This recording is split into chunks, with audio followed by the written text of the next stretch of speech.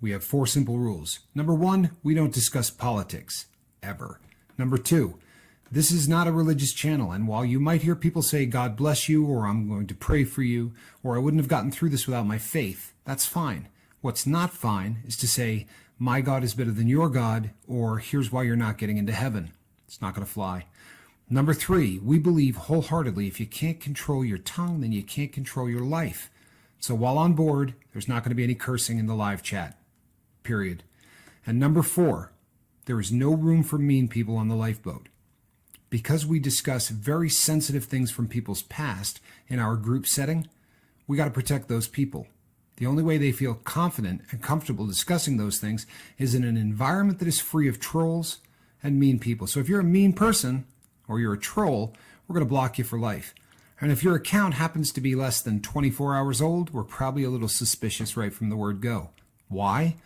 Well, because there are people in this world who enjoy being cruel solely for the sake of being cruel. It's not going to fly here.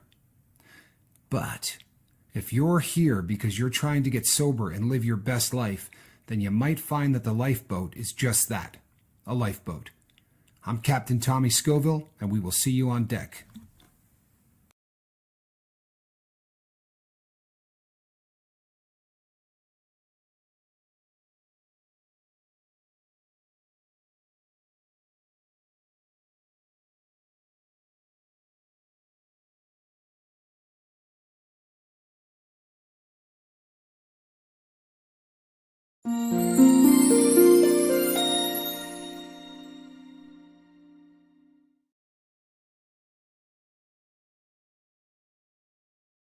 Do this. Hey, everybody, I'm Captain Tommy Scoville. On the other side of the glass, my partner, Mark Wages, and you are on the lifeboat. So glad to see so many of you here tonight. We got a good crowd. And this is going to be a fun night, people, because a great deal of what we're going to talk about for the purpose of illustration is going to be about a group of people that I simply will not offend tonight, no matter what I say. Because statistically speaking, there isn't one of them here. And that's always fun because a lot of times when you use illustrations, there are groups of people that are always going to be highlighted. And we live in a generation and in a world that people get their feelings bruised quite easily. But a lot of the illustrations that I use today, and you'll see as we go along, are going to be coming from the selfie generation. There is no one here, technically, that is from the selfie generation, or probably more aptly called the selfish generation. Sorry, but true. So today we're going to be talking about the me phenomenon of the generation that we live in and the times that we live in. I was having a conversation with my nephew. It's one of the things that sort of spawned the thought behind this. And he was talking about the hashtag versus the pound sign. And, he said to me, it's funny because, so many people, your age or my mom's age, or going back, 70, 80 years, always knew that symbol as the pound sign. I said, 70 or 80 years ago, we had rotary phones, right?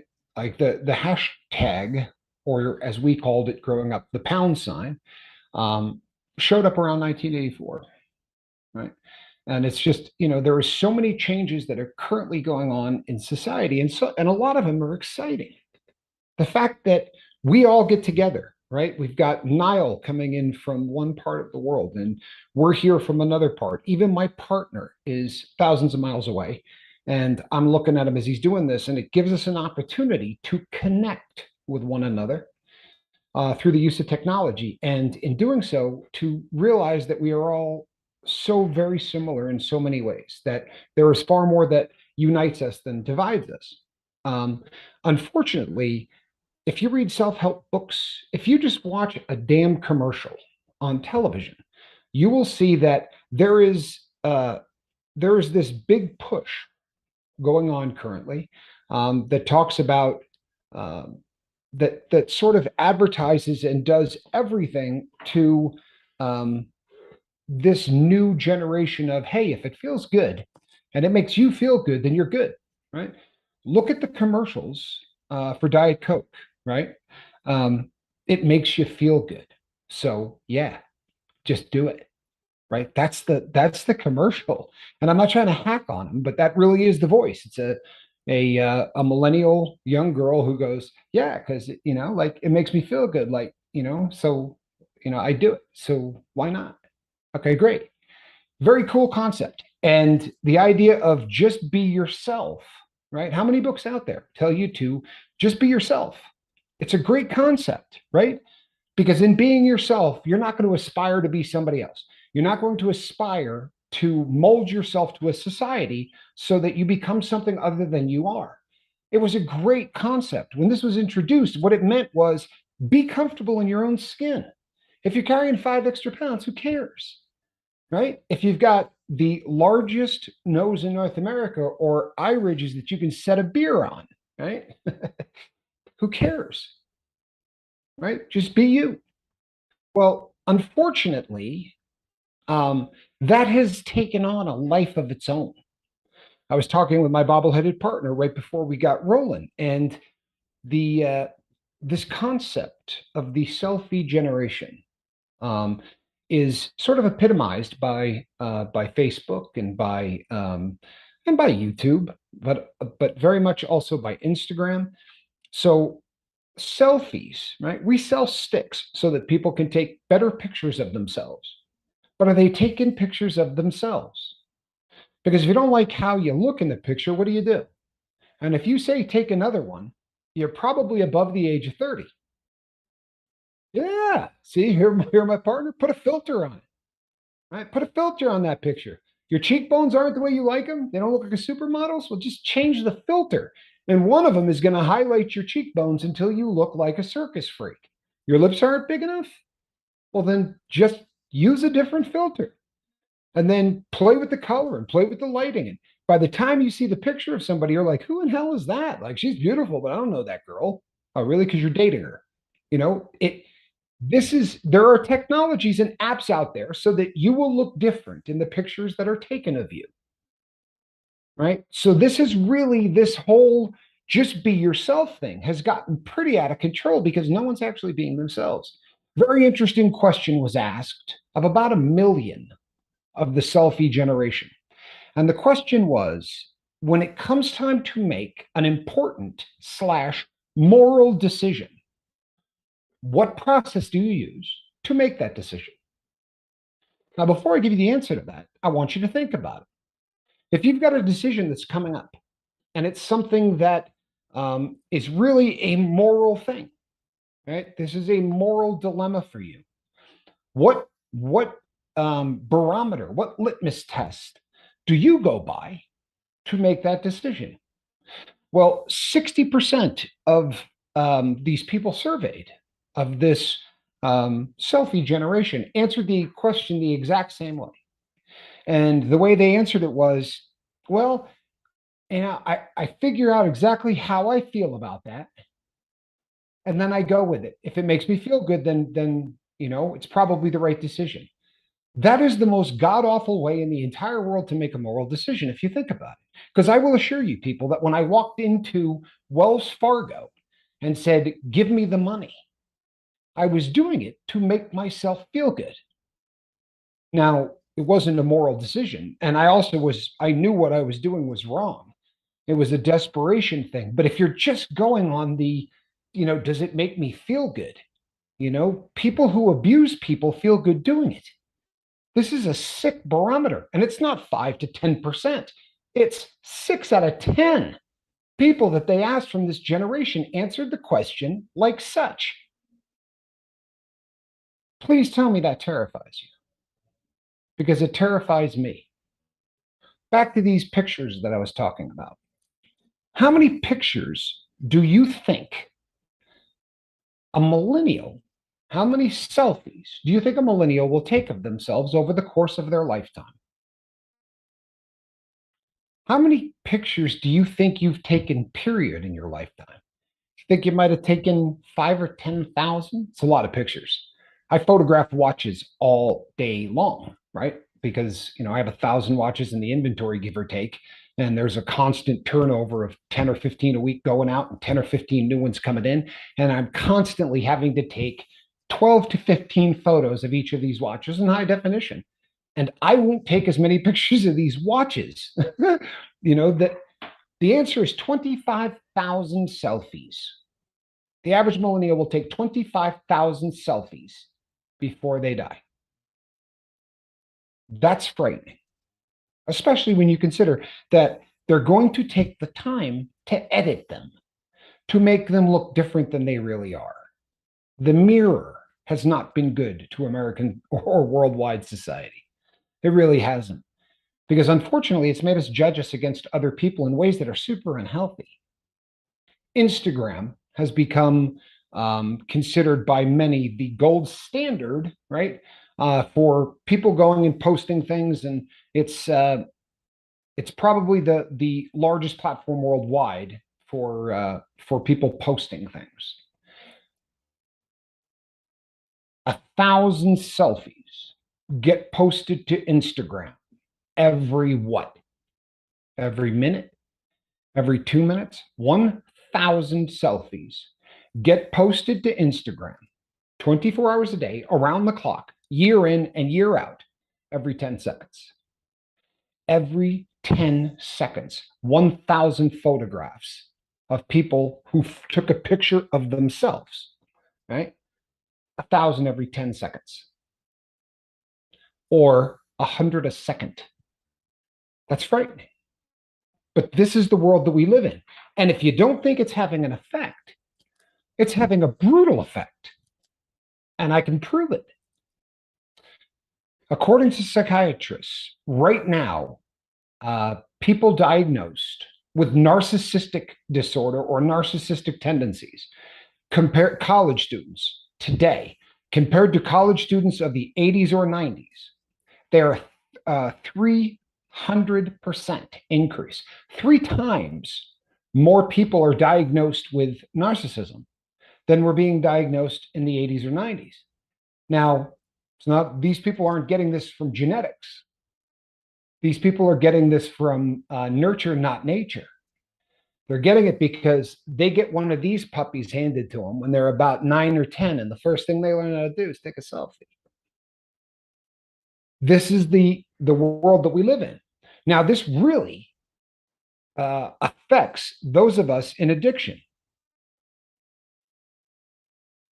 Those born post 2000 are completely and utterly altered by filtered versions of themselves based on their filtered reality. And then hold on, I lost that because a little wallpaper there showed up. Let me see if I can find a mouse, because I'm so good at this technology stuff. It's just absolutely great. Here we go.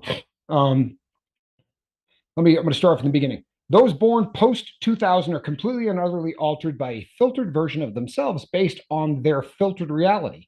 It is real to them. Real me, or me with question marks. And it's a great comment. And it's exactly what I'm talking about. But here's the problem, people.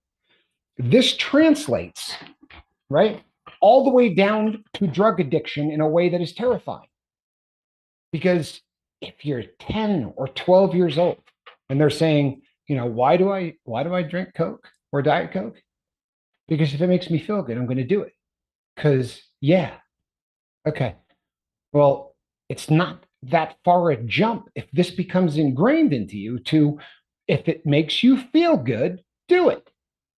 Right? Forget other people, forget anything. If it makes you feel good, do it. This is the mindset. We've went from just be yourself to fake yourself. Really, be a slave to yourself. I want to ask everybody a question, and this is one that you really got to think about. Okay, so while I'm running my jibs, I want you to concentrate on this question because I honestly think it's important. If you go back to the 3 or 4 times in your life that you were absolutely the happiest. Now, for those of us of a certain age, the answer you hear very often is the birth of a child, right? If you don't have a child, sometimes you hear, a wedding, things like that. But any of those things. Think of 4 or 5 of them, right? Try to think of one that doesn't involve those two things. But in any of these situations, think about the happiest moment you ever had in your life. You know what all of us are going to have in common with that? Doesn't matter that there'll be 250 different answers. You know what all of them will have in common? We weren't concentrating on us. I promise you. You think about the best time that you ever felt, because true happiness doesn't happen when you're concentrating on you. True happiness, by definition, and there are religions that really preach this, right? Buddhism is huge into this, but most people will concede that when you're not thinking about who you are and your importance in this world, you will be the happiest. And why is that? Well, because I'm not thin enough, I'm not handsome enough, I'm not rich enough, I'm not everything enough. And that's been going on since the birth of commercialism, right? If you go back to the time when all of a sudden you could buy things instead of make them. Well, then instantly we started looking at someone, and I'm looking at a guy like Mark and going, you know what? He's got one of those and I don't. And then instantly that started to become a thing. And then the whole keeping up with the Joneses, right, became a real thing. And after World War II, we had geared up this unbelievable machine of manufacturing, right, to win the war to save the world. And when we didn't need to build planes and bombs and everything else, that we built everything. And we lived in a society where not only could you get whatever you wanted, but you could get it damn cheap, and you could get it really quickly. And everybody began to sort of fall into that mode. I'm not saying it's bad to want things. It isn't. The question becomes, is that what makes you happy? Or is that what you believe is making you happy? Because then that becomes a problem. People, I sell watches, right? We talk about this. You know what I do? I sell watches. And I've got watches in the inventory that are $45. But I've got watches in the inventory that are 15 to 25,000. And when you meet the people that buy the expensive ones, they come in two varieties. They come in people who really deeply love the mechanicals and the workmanship and the pride that goes into it. And like Rip Curl was talking about earlier, most of what I sell is vintage. And they love the story that's attached to these things. How this thing was on somebody's wrist when man walked on the moon, or this was on somebody's wrist when Kennedy was shot, or any of these things that were just huge, moments in time that were kept on that moment in time, right? So, but the other group of people, damn well, are buying that watch because they want the world to see that they're wearing that watch. And it's a bummer. It really is. And I assure you, people, I'm not that cat. Yeah, let me say something real quick, Tommy. Please. I just want to give you guys a little perspective and how me and Tommy both have grown. And this falls into the watch category here. And that's why I'm bringing it up, because it actually, I remember this because I thought it was really cool. We were getting ready to go live one day, and Tommy had a Rolex on. He said, you know what? He said, I'm not trying to be pretentious. I'm going to take that off. That's gross, guys. That's not keeping up with the Joneses. He didn't care. Matter of fact, he cared so much that he didn't want to make anybody else feel uncomfortable or put a certain persona out there that he wasn't. And right. And that's why he did. That's why he said, and that's why he did that. And I think I even commented to you. I said, man, don't worry about that. Well, that's exactly what you said. Yeah. You said, who cares? Don't even worry about it. Yeah. Because I know most people wouldn't think nothing about it, But I just wanted to bring that up. It does. No, and I'm glad that you did, because truthfully, you're right. I shouldn't care. I shouldn't. But I don't want to come across as that guy. And there are, like you see, when you do this for a living, then you tend to notice people's watches. I assume if you sell shoes, you look at people's shoes, right? Or anything else for that matter, laptops or whatever. But I look at people in public, and they are doing everything within their power to put their watch on display. Yeah. Right. They'll have the right sleeve buttoned all the way up to here and the left one rolled up, and you're looking at them like, are you kidding? Yeah. It really becomes one of those things. And I remember that day well. And the watch that I was wearing, the reason I didn't want to put it on is, look, I wear a different watch every day because of what I do for a living. I can always put on a different watch. But if you become a slave to any of these things or that kind of status symbol stuff in society, we've got about 20 watches, and that would be the only thing in my rotation. Right. The stuff that I tend to pick and wear is because of the craftsmanship or the history of it. I'm wearing a watch today that is Well, you, really inexpensive, but well, it's old and it's beautiful. well, you were doing the opposite of what the me thing is. You were thinking of somebody else. Right. You didn't care that it made you feel good that you had it on or whatever. You thought it was a beautiful watch. You were more concerned about somebody else feeling that, you're above them or what have Right. you. Yeah. Well, and it's funny that you bring that up because as I started to deep dive into this, it's amazing that the people are affected in two different ways. You realize that there are people out there overwhelmed with guilt because they have a feeling of superiority. There are people out there who feel like, honestly, I'm better than everybody, but it bothers me to beat hell that I think that. And then the other side of the spectrum is the people that feel like they're not really quite keeping up. But if you're on either one of those camps, then you're never really going to achieve happiness, sober or not. And it becomes a really big deal when you're trying to get sober because all of your emotions, we've talked about this so many times, they're raw and they're on edge. And all of a sudden, you're trying to deal with all of these emotions you haven't dealt with in years. And you're comparing yourself to somebody else. Well, he's got 4 years sobriety. You know what I mean? Guy's already bought a car. He's got his own apartment. I'm doing everything I can do to get out of a halfway house. I was in that halfway house 3 years ago. I went through those things. And I believe me, folks, I had already read every book that, on all this. I knew better. It's still a very difficult thing because of our society seems to force you to compare yourself to others. Why do you think it is that the number one fear of everybody on the planet is public speaking? I assure you it has nothing to do with speaking in public. It really doesn't. It's not because they don't think they're articulate. It's not because they can carry on a conversation with you one on one and do just great. What it is everybody believes that they're not quite right. They're just a little too heavy. They're a little too thin.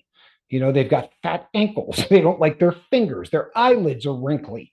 I mean, some of the things that I have heard people say to break themselves down because we compare ourselves, like Niall said. If you do decide to compare yourself and you're not one of those people that is using 30 filters, you go, wow, does that dude look good? And you know what, people, I did it. I did. I never thought I would be that cat, but I remember taking a picture of myself that I was showing off abs because they took me a long time to get. But I showed that baby in black and white because it just looked a whole lot better in black and white than, oh yeah, it looked a whole lot better Oh, in yeah. black and white. Heck yeah. And I'll tell you something. It's the reason I left. I swear to you, it's the reason I left Instagram. With close to 10,000 followers on Instagram, I pulled the plug. And the reason that I did is I didn't like what it was doing to me. Not everything else, not what everyone else was posting. A lot of it was really funny and I made great friends there, but it was turning me into somebody that I wasn't, truthfully. And by the way, if you've ever sent me a Facebook friend request and I didn't respond to it, it's because I don't respond to anything anymore. Yeah, I mean, Like I check the lifeboat page, and every once in a while, if I see a birthday pop up, I'll say happy birthday to somebody that I know. But yeah. I really am trying to get away from all of this because it's fake. None of it is real. And the funniest thing, people, is that the whole concept was to bring people together from societies all over the world so that we could all see that we were the same. Instead, what we've done is we've brought all of those people together so that they can all pretend that they're a little thinner, a little healthier, a little smarter, a little faster, right? There's always a And bigger fish, right? there's always a bigger fish. Always.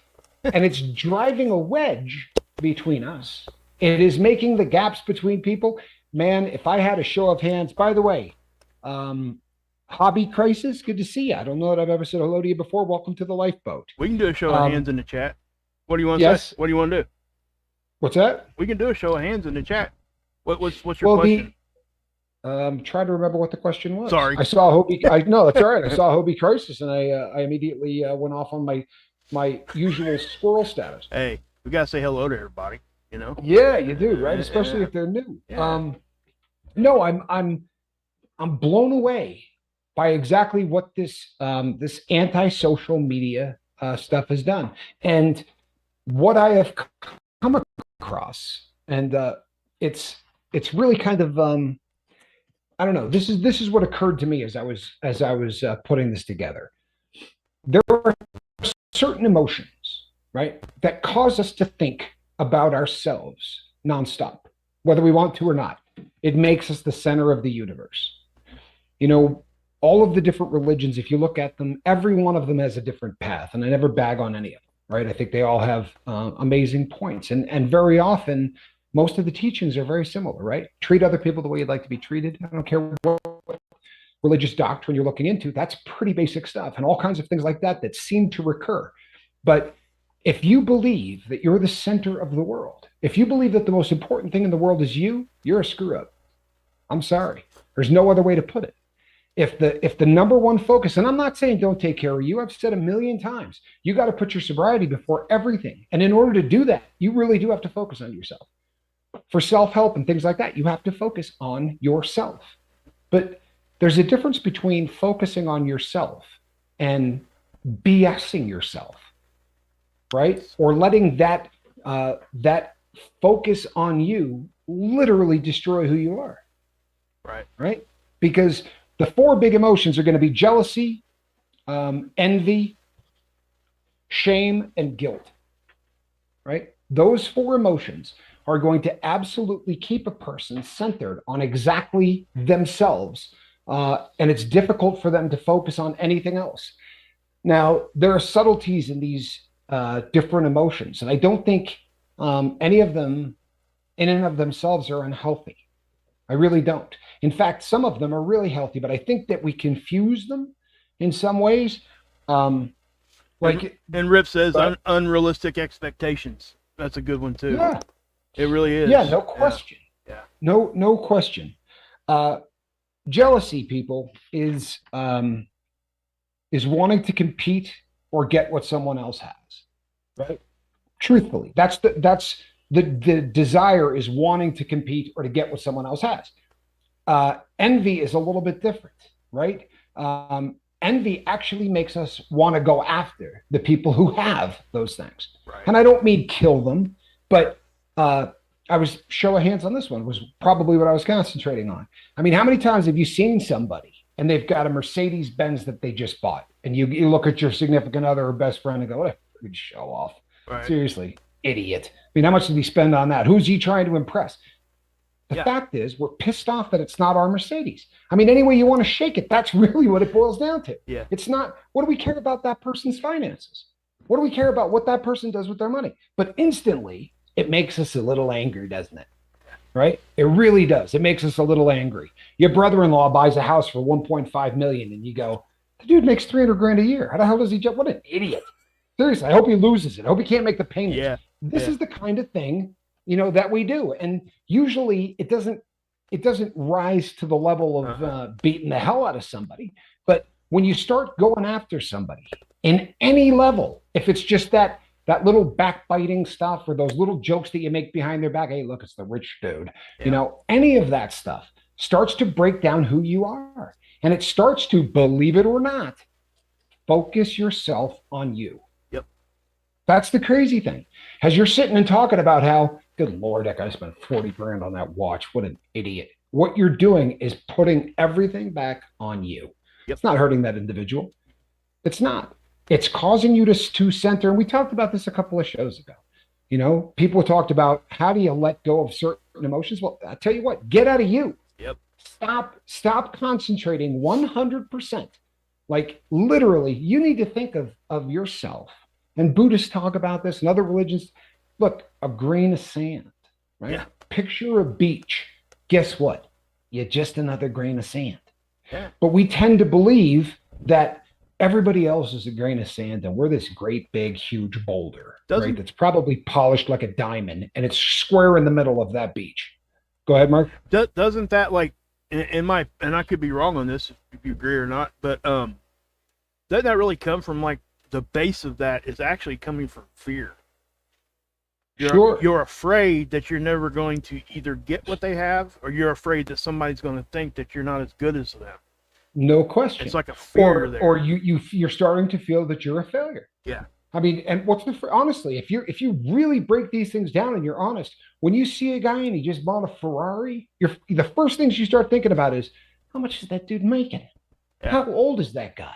Right? How old is that? Because you're not saying, how does he afford? What you're saying is, how close is he to my age? Right. Right.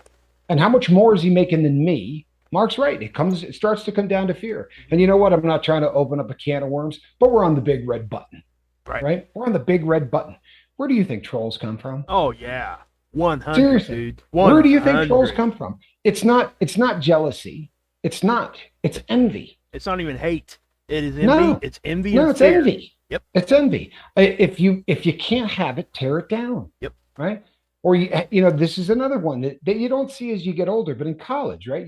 A guy would ask a girl out and she'd say no, and then you would think of 60 things wrong with her instantly because she rejected you. So obviously there's something wrong with her. So you start looking for what those things are Yep. because you really, you feel the need to go, that's all right. Yep. She's gonna be fat in 5 years, right? She's a lazy Exactly. chick anyway, and kind of stupid. It's the worst haircut I've ever seen, right? I mean, this is human nature, and it didn't used to be people. I swear to you, the mirror did a lot of damage to society. Yeah. If you go back 100.5 years, do you realize how few people even owned one? Yeah.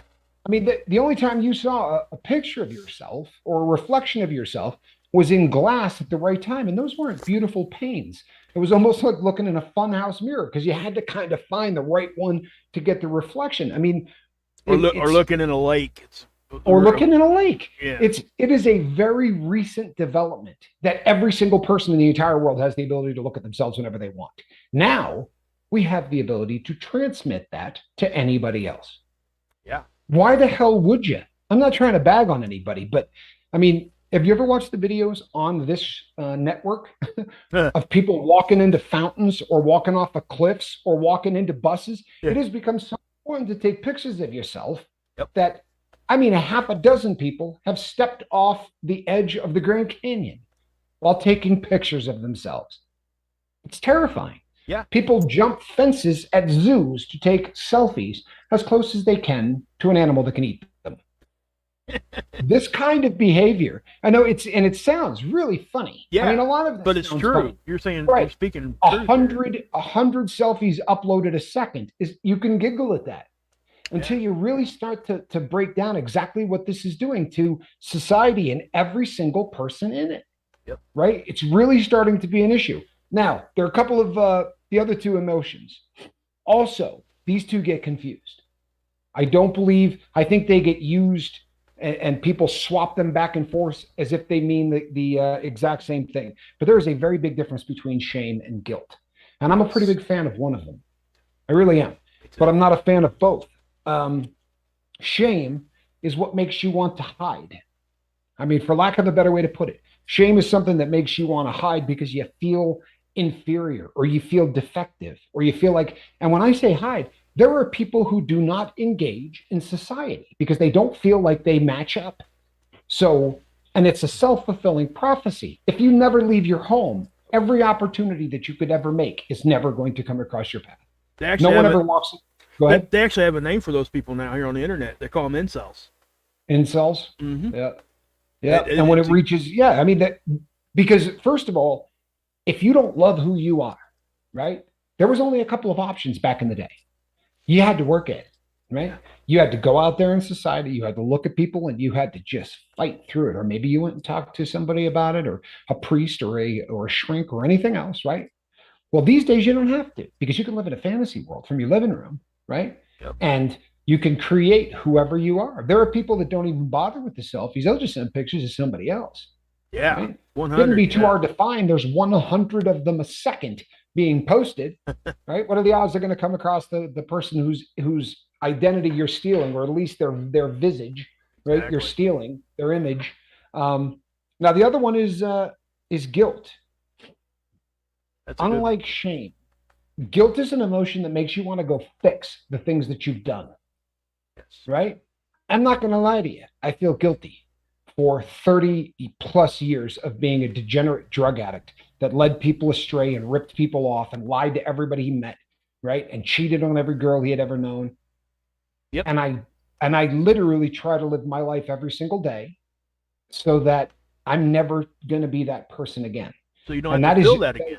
Yeah. So I will never have to feel that again. And that is guilt driven, people. Make no mistake. That is guilt driven. In terms of shame, no, no. Yeah. I'm not proud of the things that I've done, but I'm not going to hide because of them. Right. And I have found that for me, the way I cured shame was telling the entire world about it. Really. Me too. And, you know, when I was talking to somebody just today and telling them what the subject matter was today, they said, "Do you see a little irony in this subject?"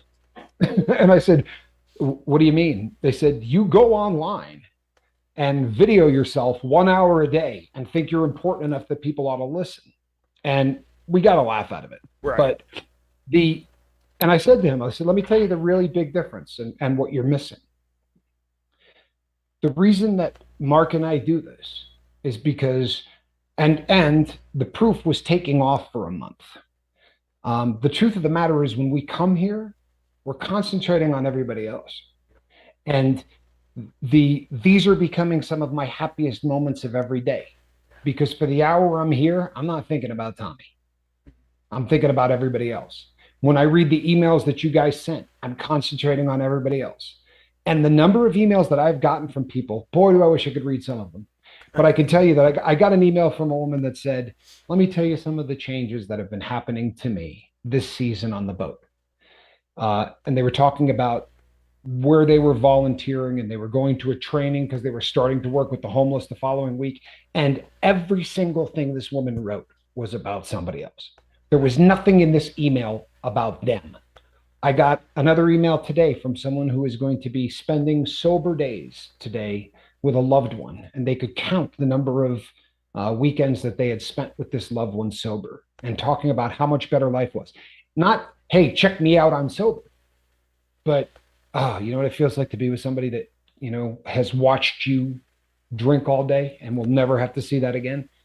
Those kind of things. And we see it all the time. When we talk about growth, you'll hear us say, "Boy, man, so-and-so is growing." That's almost always what we're talking about.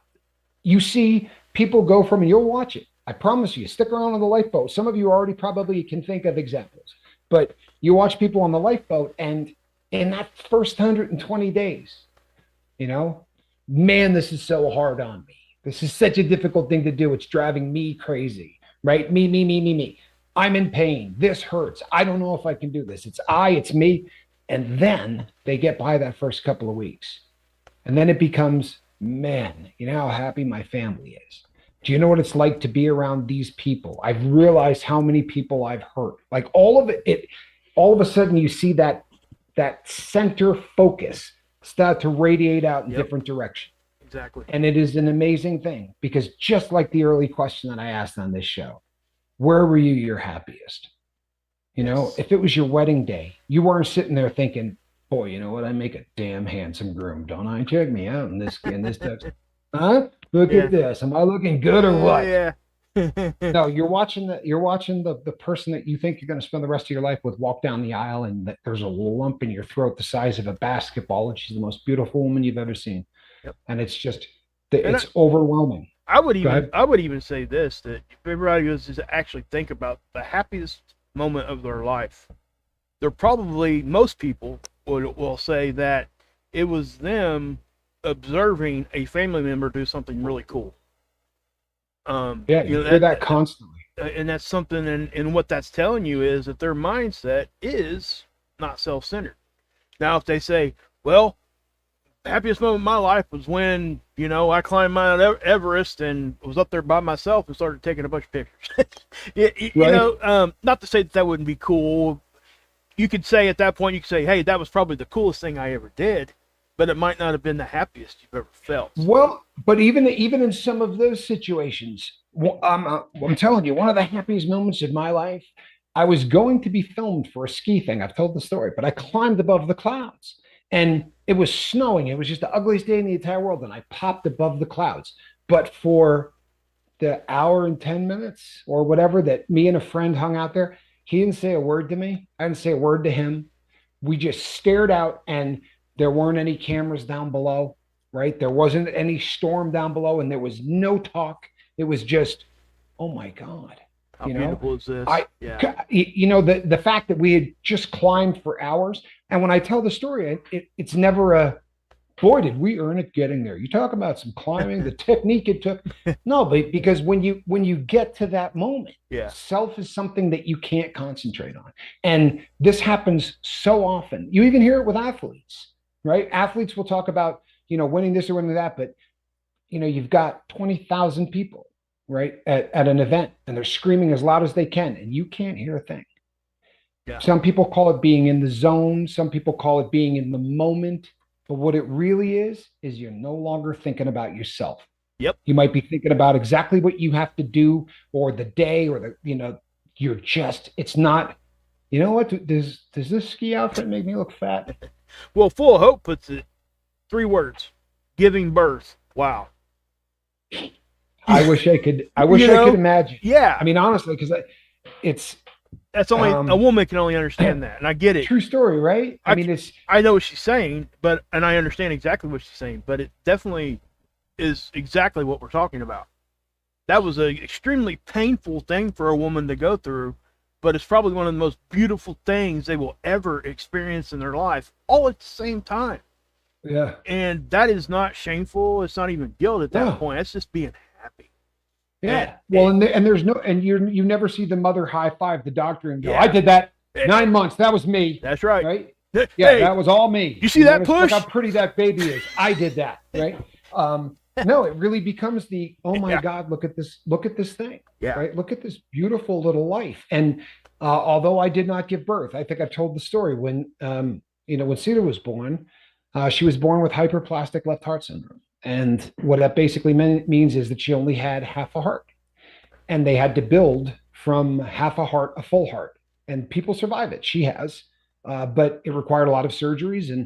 But we sat with the doctors before it happened. And he said, look, when your child comes out, she's not going to be breathing. And us slapping her is not going to make her breathe. I'm just telling you right now. So they had the elevator doors held open and they had crash carts waiting. He said, but don't worry about it, because we'll have her in there within 30 to 40 seconds. And, as long as we're in there within 6 minutes and hooked up, she's not going to be in any danger. I promise you. And she came out and let out the loudest scream that you've ever heard a child. And I remember saying to the doctor, I'm like, how is this happening? He said, I don't have any idea. Yeah. Literally. But that was one of those moments that for 3 hours, I assure you, I did not think about me. Right. Right. Exactly. Sergeant Bunbun makes a good point here too. I'm not sure if I've met Sergeant Bunbun. I don't think I've heard the name. Says he or she, forgive me if I get that wrong, lived on a boat for 12 years, got God clear. And I'm assuming what they're saying is they basically, that was God out there with them, and they were living on. Cool. Yeah, it's really cool. So, yeah, if I'm wrong on that, please correct me there, Sergeant. But yeah, cool stuff, man. Thank you. So yeah, you must have came from my channel. Thank you, Sergeant. Appreciate you. Yeah, very cool. Glad that you're here, man. Yeah. Very glad that you're here. Awesome. You know what? Niall says, look, just being honest, it wasn't marriage or the birth of my child. It was the second beer. And you know what? I'm not mad at you. And I can say this, that for 30 years of my life, the only happiness that I got was out of a needle. Like that was exactly where I lived. But I've said before, for me anyway, and we could talk about this on Wednesday, Niall, because I think this is probably a full show's discussion. But for me anyway, that buying happiness a gram at a time is something that, I don't know, I can't call it happiness. It was shelter.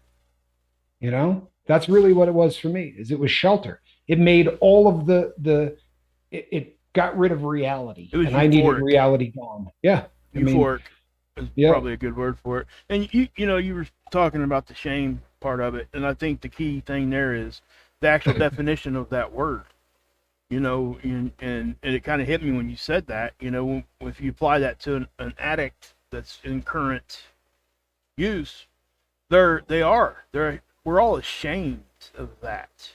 Right? Oh, yeah. When you're in it like that, you want to go hide from it. So you've got to get rid of that shame and turn it into guilt, because then you can address it.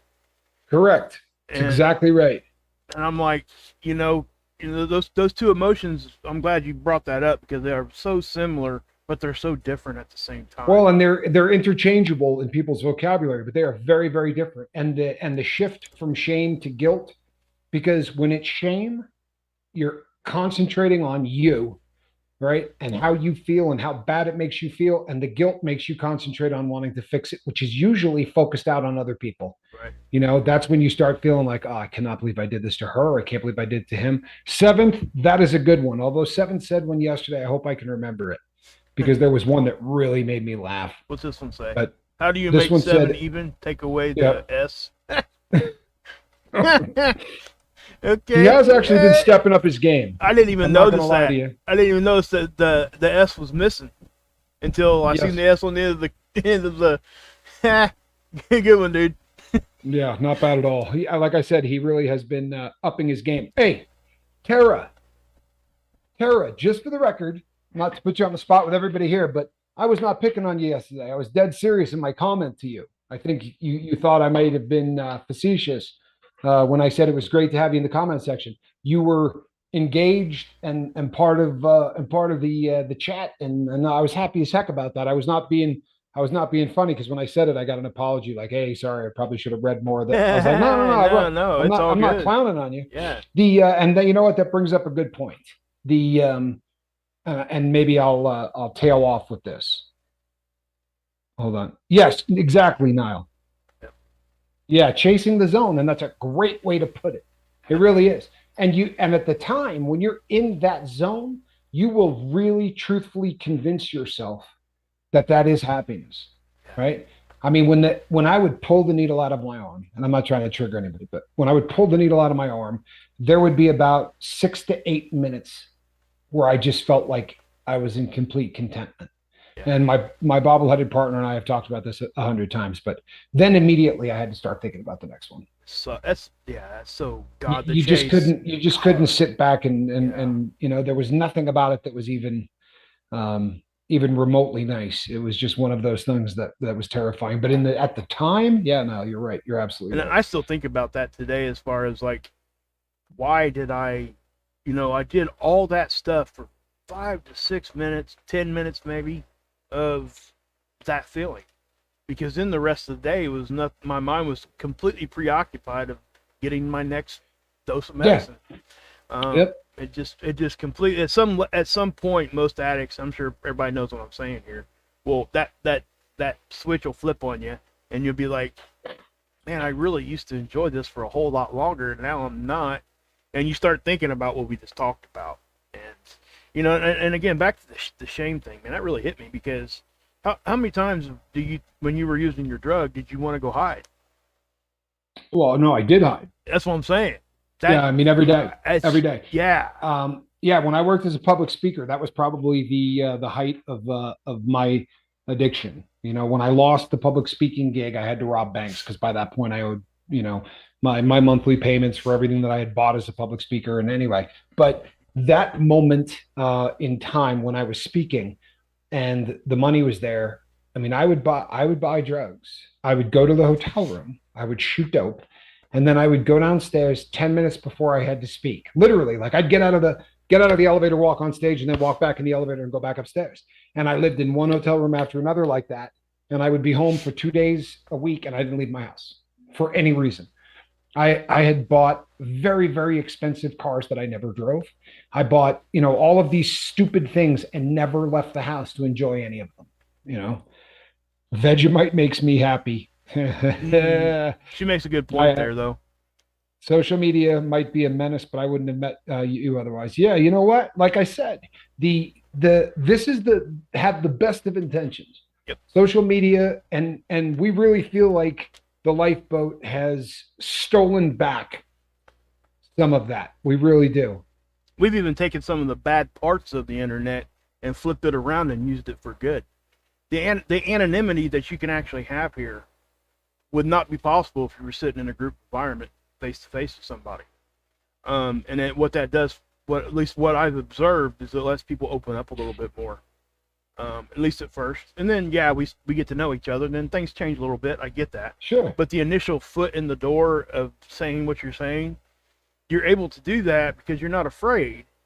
because there's nothing there to stop you from saying it, and there's no accountability there. So you can, and what we found by entertaining that, and for this is basically for the new people, is that people open up more, and people come here and they start saying things that they don't have to.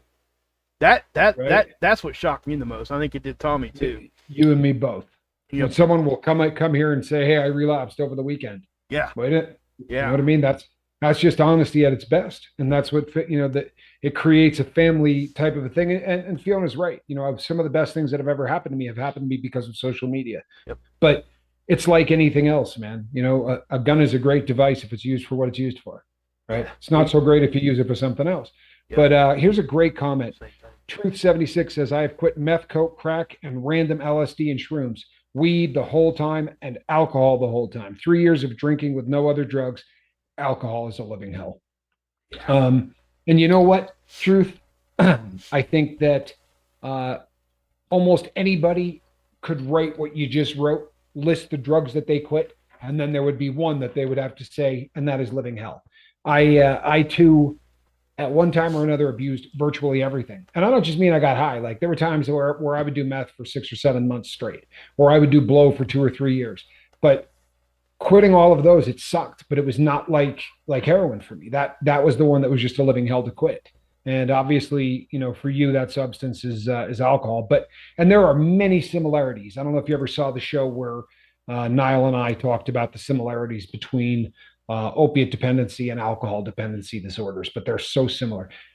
Just quickly, speaking of that, you guys remember the shows that Niall and I used to do together, where we very nicely and sweetly, hurled opposite opinions at one another. But no, I mean, really, honestly, very often we agreed. Oftentimes we didn't, but we always did it as brothers. There'll be another one of those coming up here this Wednesday night. Wednesday? That would be. We're off on Wednesdays. I mean, Tuesday night. Thank you. Which is our Friday. It'll be this Tuesday night, Tuesday in America, for those of you way on the other side of the international timeline. So, but yeah, on Wednesday we're going to do that. And the last thing I wanted to say about the social media thing and about the me, it has also caused us in many ways to become very, very thin-skinned. When you concentrate on yourself and nothing else all the time, you can't take any ribbing. Yeah. Mark and I hack on each other, and sometimes we do it on the air because I know the man loves me. You know what I mean? So there's nothing he says is ever said with any kind of malice, right? And I know that. But we've gotten to the point where when you can't laugh at yourself, your only other option is laughing at others. Yeah. And that really has become a thing. You can watch channels on YouTube where all you do is watch other people's mistakes. Right? Yeah. Seriously. That's true. You watch people screwing up and hurting themselves physically, and it's entertainment. And they get 1 million views. Why? Because, hey, no one's picking on me. Hey, guys, give us a 1 in the chat for a group hug. That was Joanna's idea. Give us a 1 in that chat. Yeah, you know what? I can do that. Very cool concept. Yeah, it is. I like it. I think we need to do it every yeah, show. I like it. I like it a lot, Joe. Very, very cool. Yep. Very, very cool. So yeah, you know what? If there's never been anybody that thinks first thing in the morning, boy, you know what? I hope somebody really ridicules me in public today. That would be a good time. Yeah. Really hoping for that. But there was a time where a little self-deprecating humor, a little humility. There was a time where everybody could laugh at themselves. Yeah. You know why?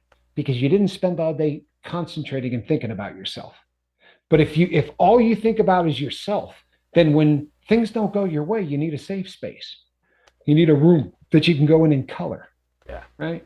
I mean, that's ridiculous.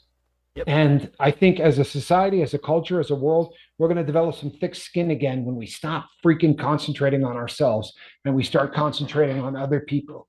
And you know something else? All of the problems on this planet, when we stop concentrating on us, maybe we'll spend a little time working on them. The reason that the lifeboat has been such a cathartic thing for myself and my partner is we're forced for a few hours every day to think about somebody other than us. Yeah, it's true. Very true. Very true. And it's a really cool thing. It is a very cool thing, and I think that's something that me and him didn't really think at first that was ever going to be. I mean, we knew that we were doing this for other people. I mean, that would be naive to say that wasn't like part of the goal, but we didn't think it was going to be like it is. It's a different thing, and it's No, it's and special. for me anyway, I remember in the beginning, especially probably like the first 10 or 20 videos, I would watch every one of them when they were over. Yeah. And I would critique it, and I would worry if I was making mistakes, or I say this far too often. Here's the deal. Like, I've eliminated that from my vocabulary Yeah, I remember that. because I used to say it about every 4 minutes, right, in the beginning, and I just don't do it anymore. Yeah. I mean, I will rewatch every single show, but I do it sped up, right, on the laptop. I do it in a faster speed, and I turn off the volume because all I really want to do is read everything Read the that I chat. missed.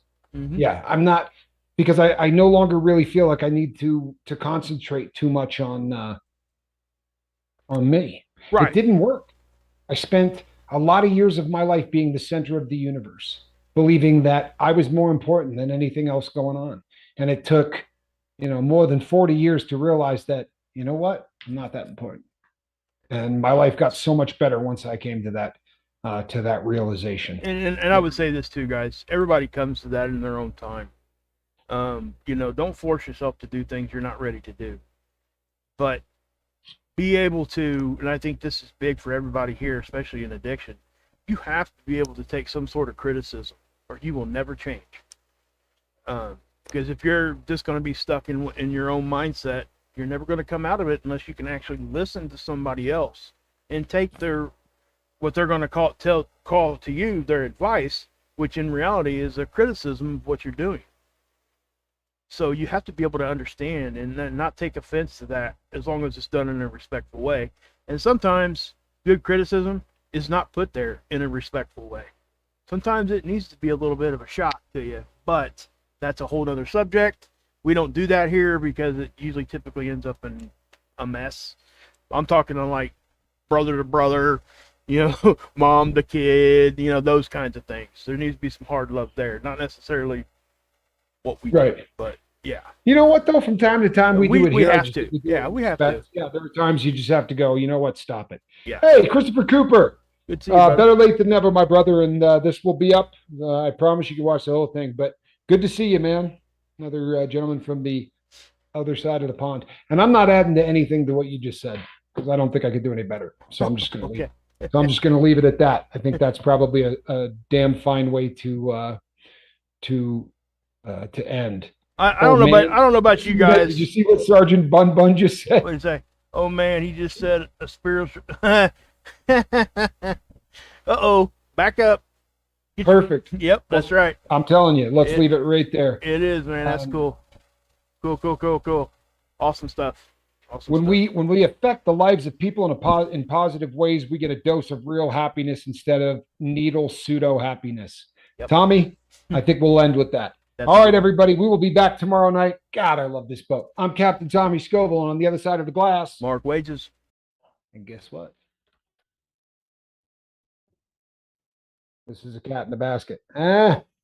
Hardest working cat on the internet. Good night, everybody. We love you.